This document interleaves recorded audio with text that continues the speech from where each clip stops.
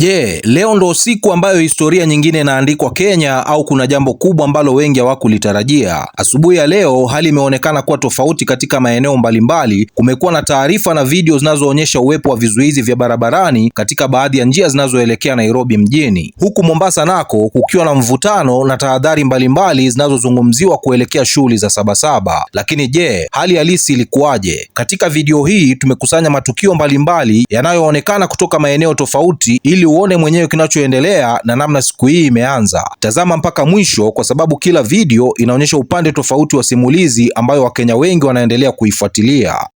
Buda, so hizi ndio live scenes hapa hivi Thika Road. Unacheki. Yes, leo ni siku ya Sabasaba day na kama kawaida polisi wamefanya mambo yao, wamepiga roadblock kwa barabara kadhaa.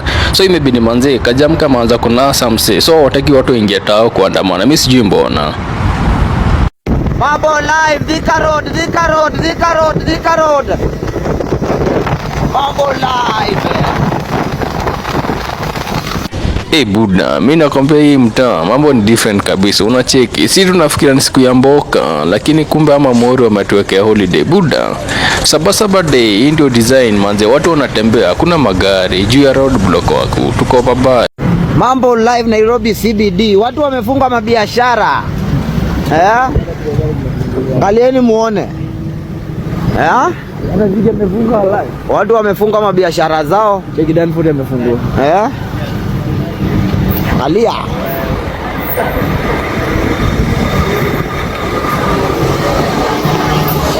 Mambo ni live, mambo ni live. Ndio hawa wale wa farasi. Ndio hawa sasa. Mambo ni live kabisa. Nairobi CBD, au sio? Angalia uone. Ni mbaya. Mambo live. Nairobi CBD, au sio? Angalia uone. Mambo live.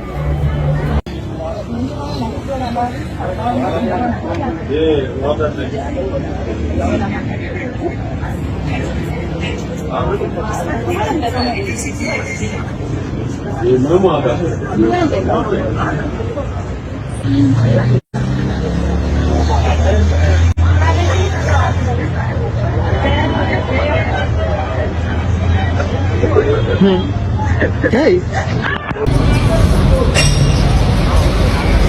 Mbele bobo. Optimus na bobo hiyo ni ya pili. Ni kama masanzo wali access the scenario wakajitoa. Uliwawa ile time? Okay. Ndio situation pale parliament. People sides. Ona leo Mambaru wana pull up na gari gani? Haria. Ni Haria.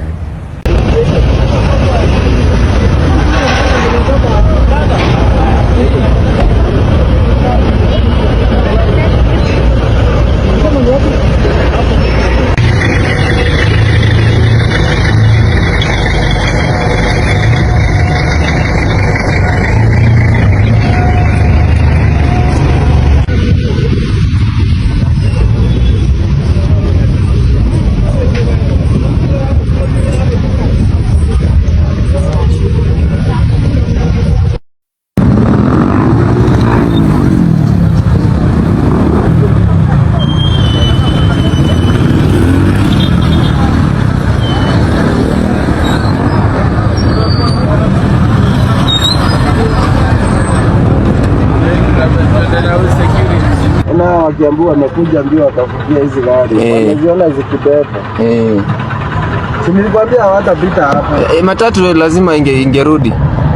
Matatu hata ule askari alikuwa pale amewaambia matatu no way.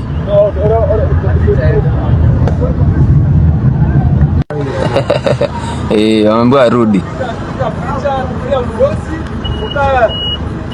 Imerudi. Checkpoint. Deko malero mahure bisa. So kamanda maso mahure bisa matumekere ine ya. No matatu. Not allowed to come and hang on my car.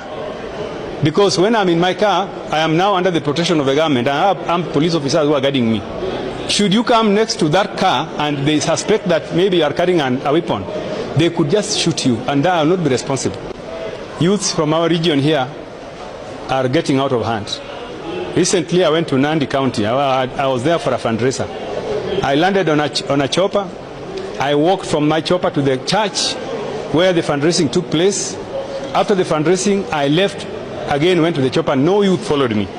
There's no youth who came to me and said, I want to take money from you or by force.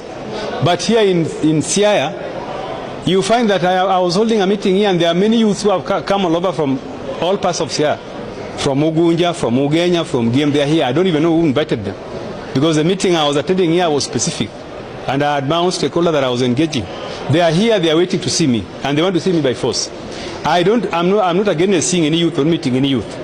But if you want to meet me, you book an appointment. You say, Mheshimiwa, we are from Ugunja, we want to see you. I will allow you to come and see me. You tell me the problem you have. I'll help you resolve that problem. But you cannot come to a meeting where you have not been invited and you want to join that meeting by force. That's illegal and will not be allowed. Secondly, once I have left a meeting and I'm being driven out of the meeting, you are not allowed to come and hang on my car. Because when I'm in my car, I am now under the protection of the government. I have armed police officers who are guarding me. Should you come next to that car and they suspect that maybe you are carrying a weapon, they could just shoot you, and I will not be responsible. So I want youth to be orderly. We want to help our youth. I am ready to help our youth across the county. But you book an appointment with me, come and see me in groups, and then I will listen to you. You say, I want this done for me, I will help you do it. But don't come to my meeting to either break it, spoil it. That's illegal, and I want to warn the youth that don't do that. If you come to a meeting where you're not invited, you can come with your official. Your official can come and see me and tell me we are from Ugunja or from Ugenya and we want to see you. I will give you attention. But forcing your way into my meeting, that's illegal.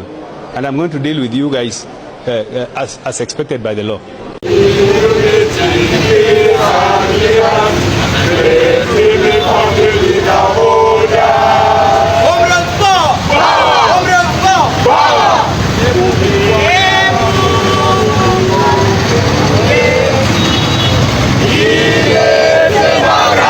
Kwa majina naitwa Francis Auma, mimi ni mtetezi wa haki za kibinadamu na kihakika leo tumepata habari kuwa kutakuwa na magunzi kuja kutuharibia kikao ya maandamano ya Sabasaba. Tuanze kwanza, mlikuwa mmepanga? Tumepanga vizuri sana, maana kila mwaka tunapanga na tumejitokeza.